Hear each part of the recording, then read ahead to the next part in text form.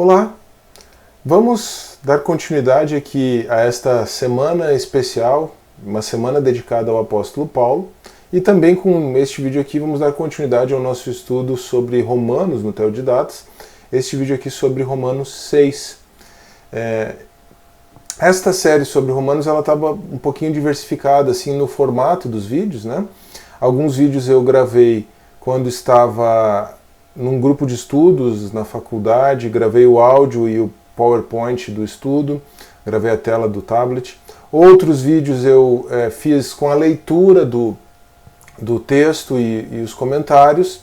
Isso foi um pouquinho diferente de outros vídeos também que eu já gravei aqui no canal, já postei aqui no canal, de outras cartas, de outras cartas, né, de outros livros da Bíblia, mas de outras cartas em particular, especialmente Gálatas e as cartas de João. Ali eu comentei o capítulo, em cada vídeo eu comentava os capítulos sem ler o texto. Mas assim a leitura do texto creio que seja mais enriquecedora, embora tome um pouco mais de tempo, obviamente, mas o importante de fato é a palavra de Deus inspirada e não os nossos comentários e não os meus comentários. Os meus comentários aqui, eles são apenas o fruto de reflexão, o fruto de alguma experiência, e eles servem para ajudar você na sua compreensão do texto, né?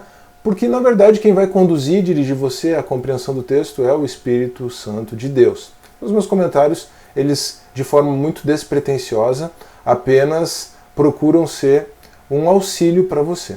Neste vídeo aqui, para esse estudo, eu fiz ainda uma coisa um pouquinho diferente. Antes da leitura, ou junto com a leitura, eu vou colocar os títulos que eu estabeleci para cada sessão, ou para cada porção do texto aqui. Você sabe que os títulos que você encontra na sua Bíblia, eles não são inspirados, eles não estavam no texto original. À exceção de pelo menos os títulos ali, os principais títulos dos Salmos, né? Então você sabe que esses títulos eles não são inspirados, eles não constam no original. Então, são inserções do editor na Bíblia impressa que você tem. A gente pode então trabalhar com liberdade quanto a isso, e eu coloquei esses títulos antes de porções do capítulo, né, antes de porções de versículos, exatamente para já facilitar o estudo.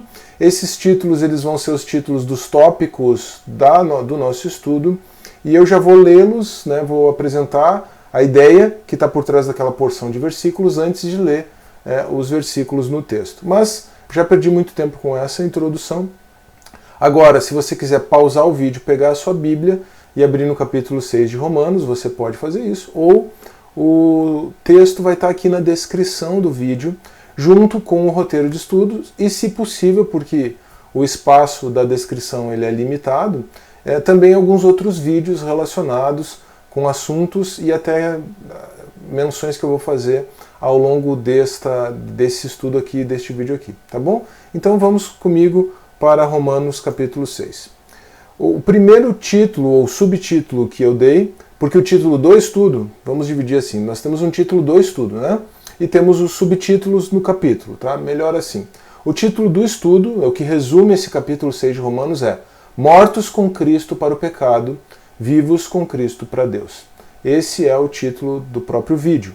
Mas o subtítulo da primeira porção, versos 1 e 2 apenas, é o seguinte: Contra o antinomianismo. E agora então vamos começar com Romanos 6:1. Que diremos, pois? Permaneceremos no pecado para que a graça abunde? Aqui tem uma clara relação com Romanos 3:8, depois eu retomo isso nos comentários. De modo nenhum. Nós que estamos mortos para o pecado, como viveremos ainda nele? Próxima porção, segundo subtítulo. Mortos juntos com Cristo, vivos juntos com Deus. Ou não sabeis que todos quantos fomos batizados em Jesus Cristo, fomos batizados na sua morte, de sorte que fomos sepultados com ele pelo batismo na morte, para que como Cristo foi ressuscitado dentre os mortos, pela glória do Pai, assim andemos nós também em novidade de vida. Porque se fomos plantados juntamente com ele na semelhança da sua morte, também o seremos na da sua ressurreição. Sabendo isto, que o nosso homem velho foi com ele crucificado, para que o corpo do pecado seja desfeito, para que não sirvamos mais ao pecado. Aqui também há uma clara relação com Gálatas 2:20. Retomo isso nos comentários. Porque aquele que está morto está justificado do pecado. Ora, se já morremos com Cristo, cremos que também com ele viveremos, sabendo que, tendo sido Cristo ressuscitado dentre os mortos, já não morre. A morte não tem mais domínio sobre ele. Pois quanto a ter morrido, de uma vez morreu para o pecado, mas quanto a viver, vive para Deus. Agora, prosseguindo no desenvolvimento do seu argumento, Paulo insere uma porção que eu chamei aqui de da posição para a experiência. Considerai-vos. A ênfase nessa porção aqui é o verbo considerai-vos. Assim também, vós considerai-vos como mortos para o pecado, mas vivos para Deus em Cristo Jesus, nosso Senhor. Não reine, portanto, o pecado em vosso corpo mortal, para lhe obedecerdes em suas concupiscências. Nem tampouco apresenteis os vossos membros ao pecado por instrumentos de iniquidade, mas apresentai-vos a Deus como vivos dentre os mortos, e os vossos membros a Deus como instrumentos de justiça. Aqui, uma clara ligação com algo que Paulo vai trabalhar mais adiante na carta, Romanos capítulo 12, versos 1 e 2. Depois, uma porçãozinha bem simples, que é um assunto que vai ser mais aprofundado no capítulo seguinte, no capítulo 7, uma porçãozinha de um verso só, debaixo da graça e não da lei, verso 14. Porque o pecado não terá domínio sobre vós, pois não estáis debaixo da lei, mas debaixo da graça. E agora, mais uma porção de um único verso, que na verdade é uma retomada dos versos 1 e 2, de novo contra o antinomianismo. Pois que pecaremos porque não estamos debaixo da lei, mas debaixo da graça? De modo nenhum. Aí, então, uma porção também muito importante, assim como a porção do considerai-vos, né? Uma porção muito importante aqui a partir do verso 16, talvez as duas porções centrais deste capítulo. Escravos de quem? Não sabeis vós que a quem vos apresentardes por servos para lhe obedecer, sois servos daquele a quem obedeceis, ou do pecado para a morte, ou da obediência para a justiça? Mas graças a Deus que, tendo sido servos do pecado, obedecestes de coração a forma de doutrina a que fostes entregues, e, libertados do pecado, fostes feitos servos da justiça. Falo como homem, pela fraqueza da vossa carne. Pois que, assim como apresentastes os vossos membros para servirem à imundícia e à maldade para a maldade, assim apresentai agora os vossos membros para servirem à justiça para a santificação. Porque, quando éreis servos do pecado, estáveis livres da justiça. E que fruto tinhais, então, das coisas de que agora vos envergonhais?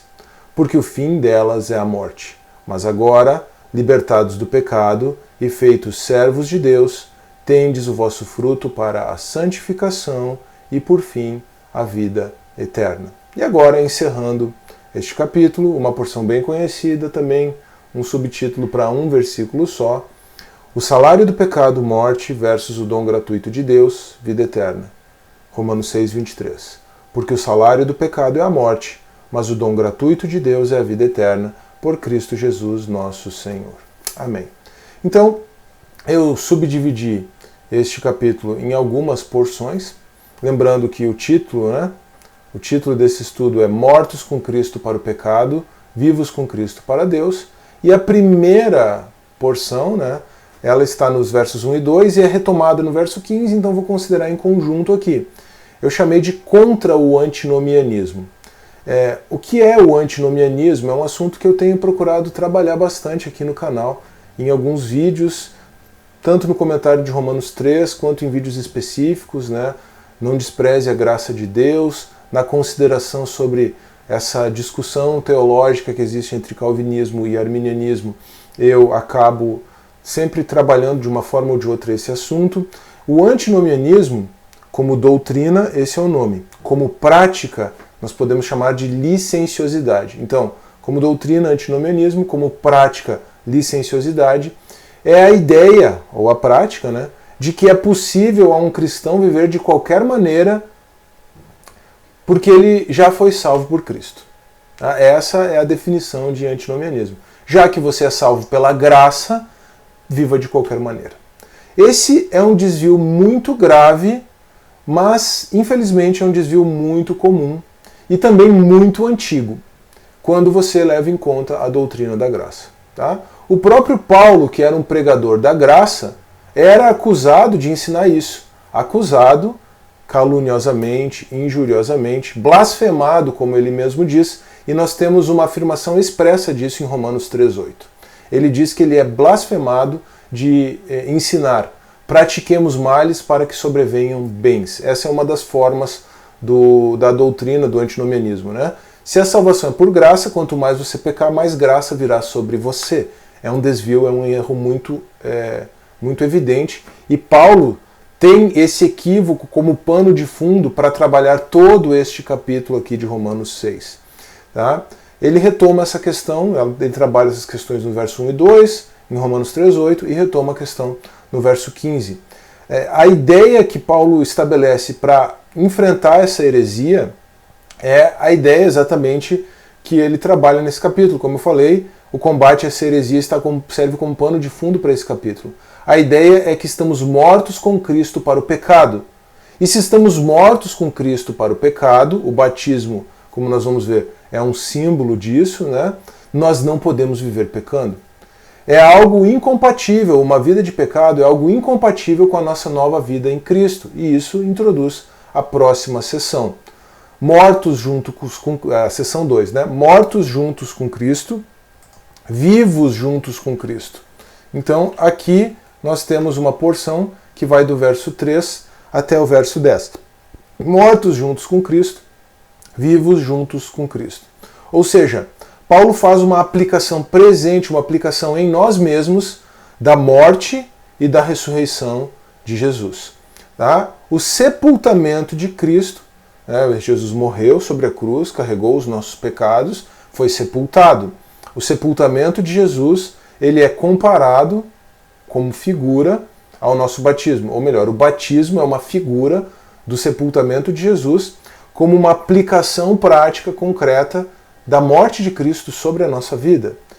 E a ressurreição de Cristo é aplicada por Paulo a nós, falando em uma novidade de vida conosco. Então, ao nos convertermos a Cristo, ao nos entregarmos a Cristo, ao nos arrependermos dos nossos pecados, passamos por esse processo de morte e de ressurreição, que tem no batismo o grande símbolo, mas que deve ser aplicado e experimentado. Não se trata apenas de algo que ficou no passado, trata-se de algo que deve ser experimentado constantemente por nós. Paulo vai desenvolver essa ideia ao longo do capítulo.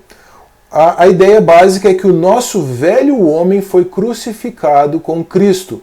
E aqui existe um paralelo com Gálatas 2:20, e em Gálatas 2:20 Paulo faz essa aplicação de forma mais direta.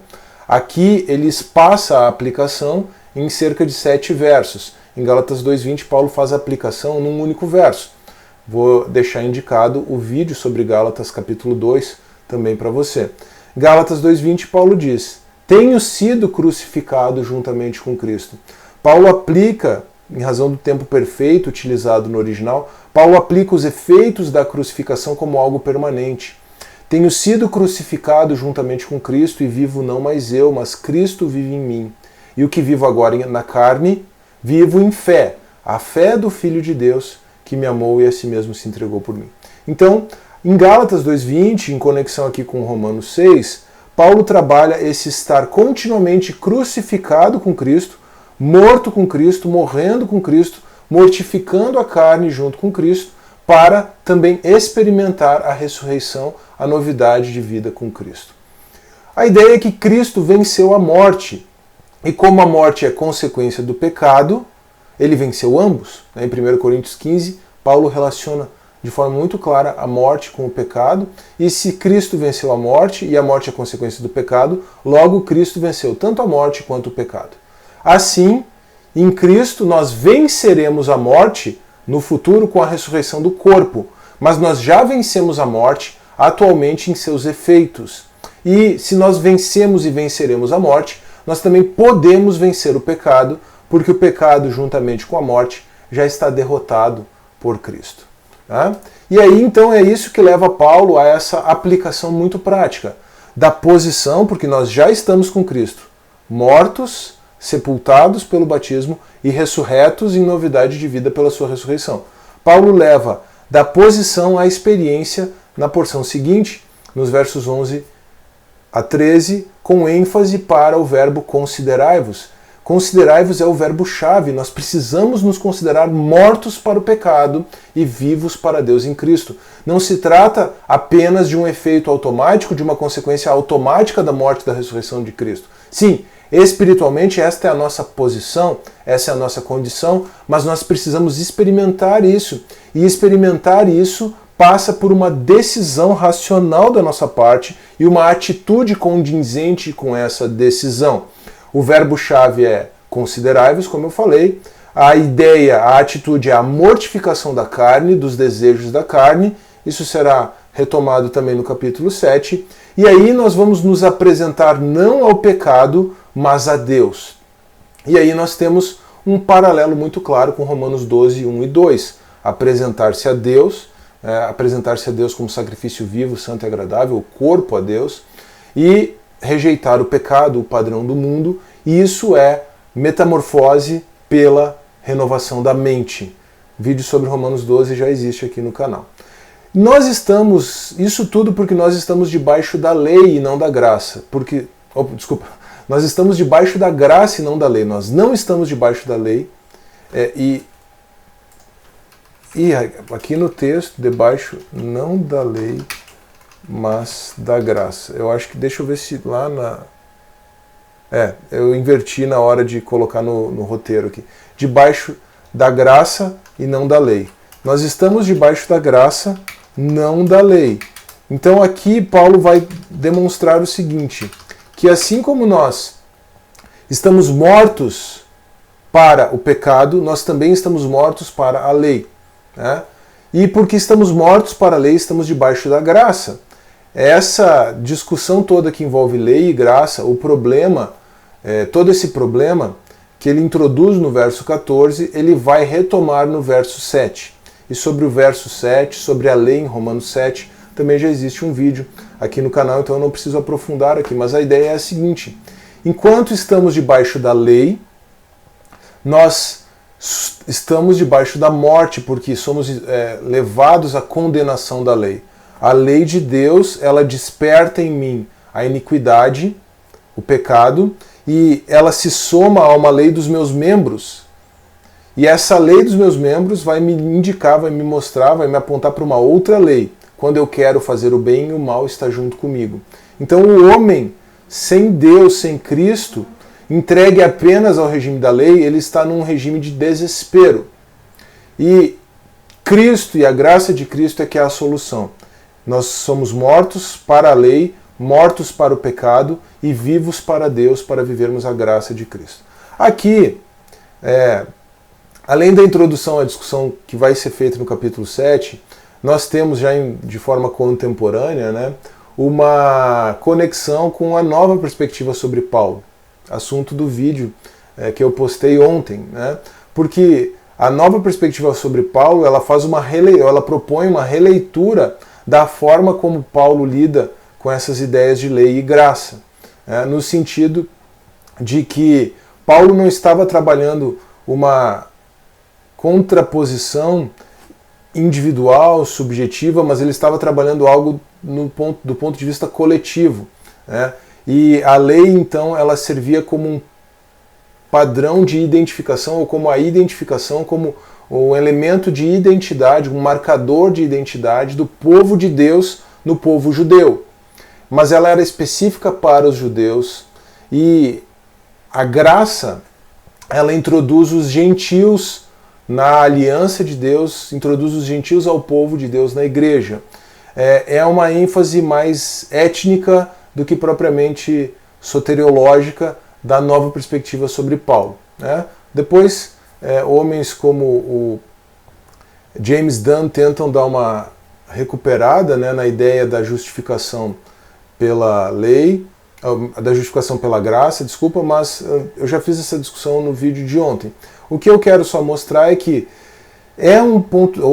existe um ponto de vista válido na nova perspectiva sobre Paulo, eu acho que tem uma ênfase válida nesse aspecto étnico, mas ao trabalharmos de forma precisa, né, de forma bastante expositiva, essa parte aqui de Romanos 6, Romanos 7, a gente percebe que sim, existe esse aspecto da função da lei na antiga aliança, que era apontar para o pecado do homem, não servir como um sistema de justificação do homem e preparar a humanidade para ser justificado por Deus em Cristo. Esse é um aspecto muito importante da lei, que não é talvez 100% apreendido pela nova perspectiva sobre Paulo. O que é importante nós notarmos, e eu tenho trabalhado essa ideia, é que a lei ela permanece, ela existe como um padrão objetivo de conduta. Então, a nova perspectiva sobre Paulo, ela deixa um pouco de lado isso, né? Ela trabalha com a lei do Antigo Testamento de forma mais étnica do que propriamente como um padrão objetivo de conduta. A lei, ela serve como um padrão objetivo de conduta, não apenas para ser obedecida por aqueles que estão inseridos na aliança, né? Mas a lei, ela serve como um padrão objetivo de conduta, ela deve sim ser obedecida, mas ela serve para apontar para o pecado e a miséria do homem, a impossibilidade do homem de atender à santidade de Deus. Então, ela existe como um padrão objetivo de conduta, vamos deixar de lado o aspecto étnico aqui, né, parênteses, mas ela não serve como um sistema de justificação. Lei como padrão objetivo de conduta, mas não como sistema de justificação. Não é pela obediência à lei, porque isso é impossível, que o homem será justificado diante de Deus. O ser humano só pode ser justificado pela graça de Cristo. E aí isso nos leva à próxima sessão, já quase encerrando o capítulo, que é uma sessão que eu introduzi pela pergunta: escravos de quem? Versos 16 até o verso 22. Agora o interessante é que nessa porção, a tradução que eu usei, a Almeida Corrigida Fiel, usa servos. Eu trabalhei aqui a partir da ideia de escravos. O interessante é que, ou melhor, eu traduzi aqui como escravos porque é o que eu trabalhei como escravos, porque a tradução mais literal do original, melhor colocar assim, é escravo.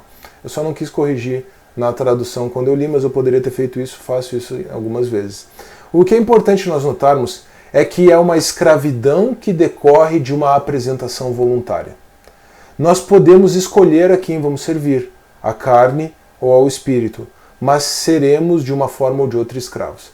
A grande questão que é introduzida pela consideração da graça é a seguinte: sem a graça de Cristo, sem conhecer a Cristo, sem reconhecer a Cristo, você será apenas escravo do pecado.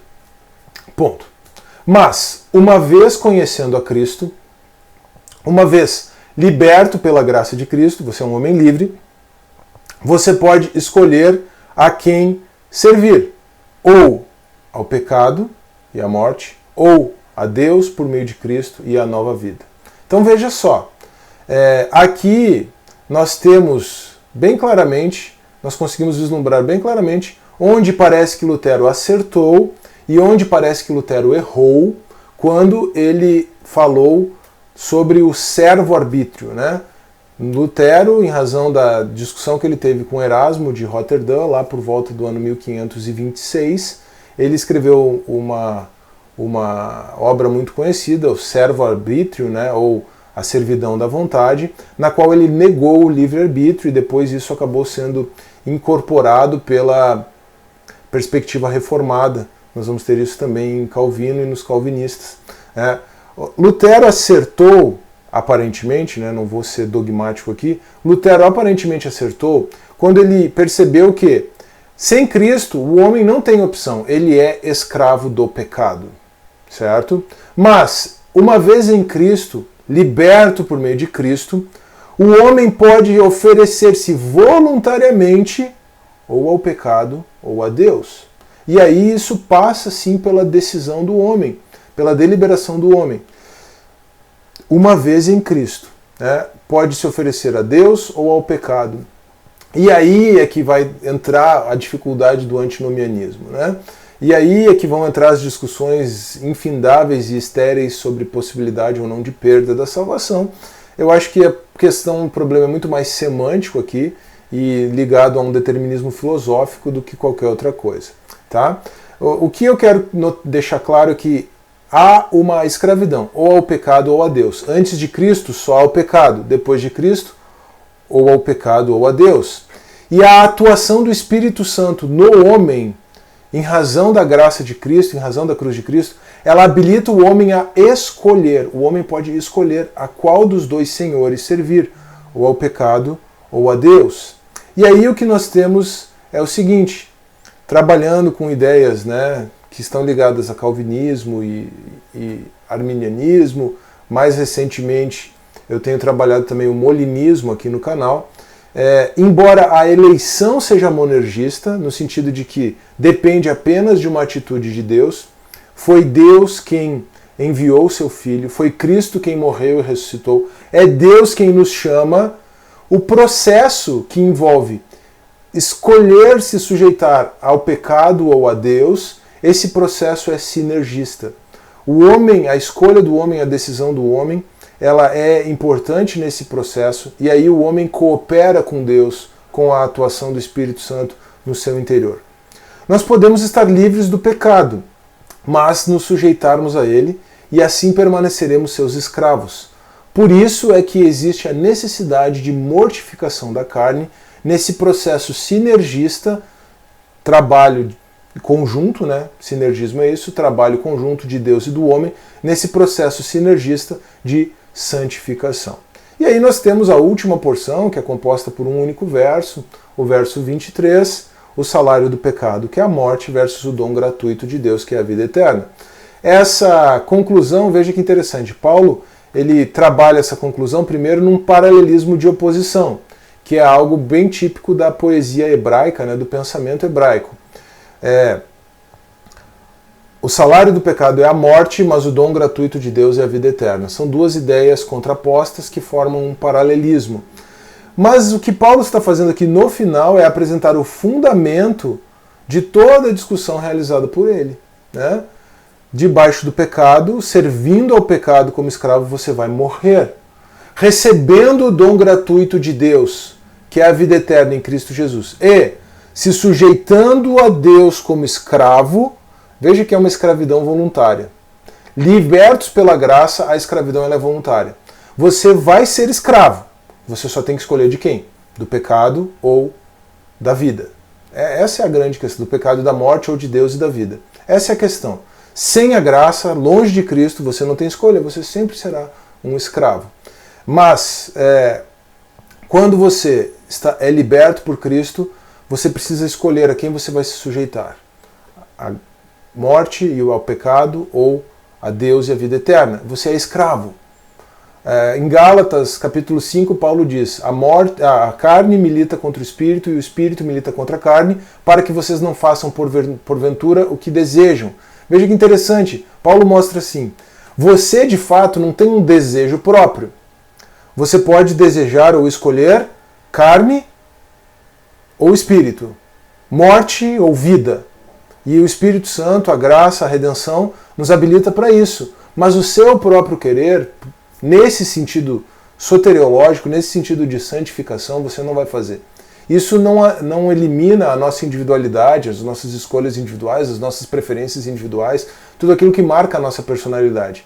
Mas do ponto de vista dessa batalha cósmica entre Deus e o diabo, entre a vida e a morte, você ou será escravo de um ou será escravo de outro.